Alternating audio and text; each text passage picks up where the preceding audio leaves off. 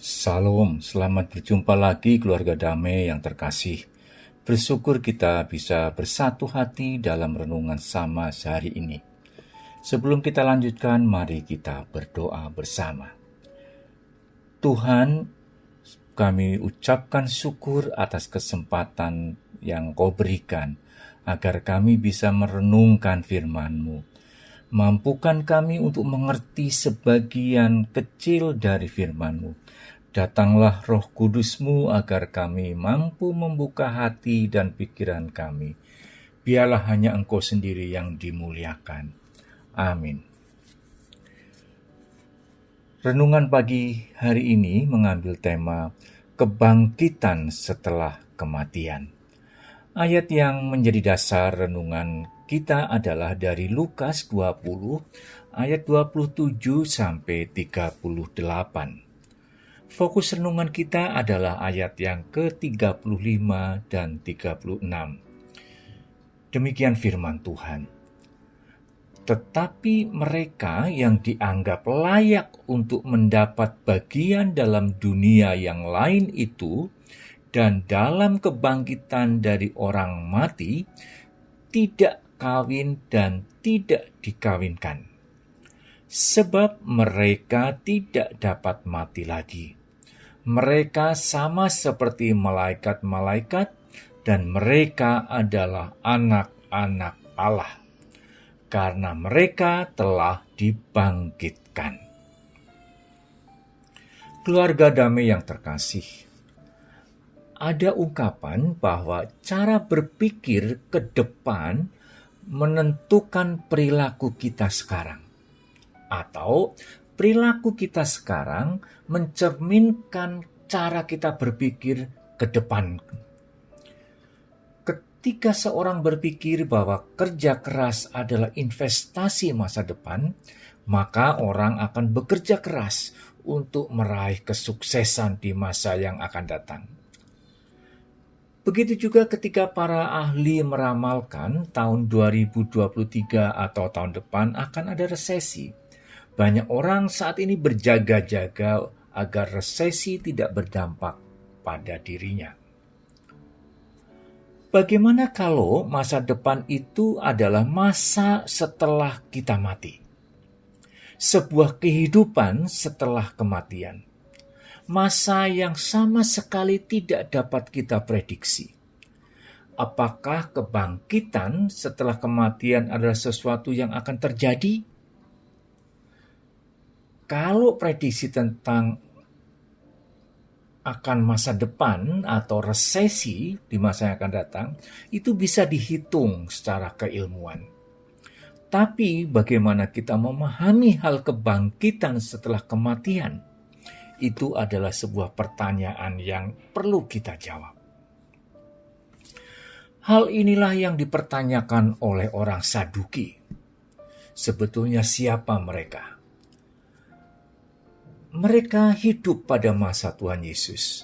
Mereka adalah kaum bangsawan, kaum elit yang memegang teguh doktrin kitab Musa.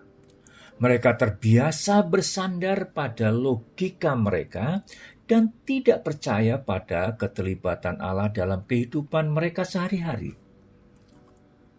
Tidak percaya terhadap kehidupan setelah kematian. Dan mereka lebih peduli pada politik daripada agama. Dan lebih dekat dengan kekuasaan daripada dengan rakyat biasa. Mereka percaya bahwa keberlangsungan kehidupan manusia melalui perkawinan yang menghasilkan keturunan.